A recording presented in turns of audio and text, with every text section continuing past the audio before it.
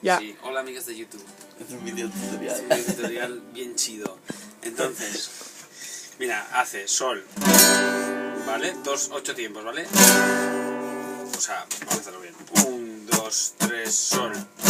2, 3, sol. 2, 3, do.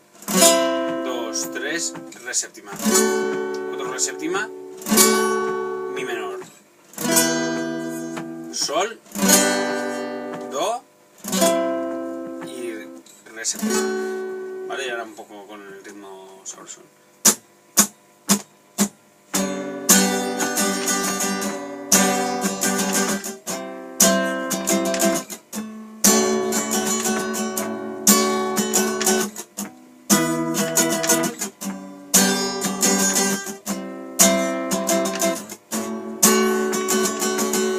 Esa es la parte de la estrofa.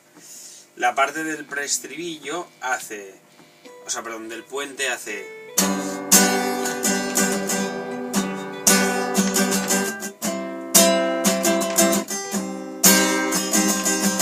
Que es la que acompaña el punteo, que es el que hace...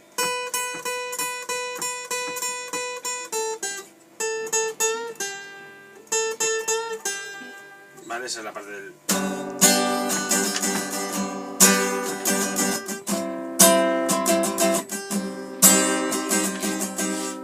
Y el estribillo hace fa,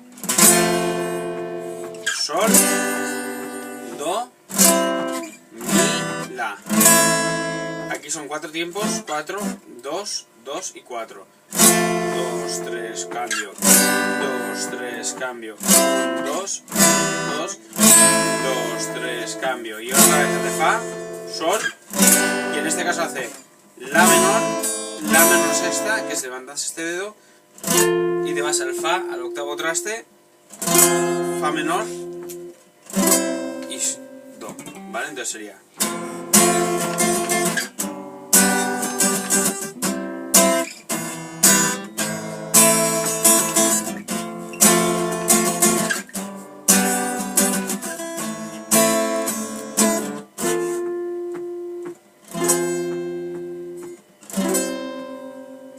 Chimpún. Canción Canción... Es que esto de decirlo es complicado. Sahara Bay Road.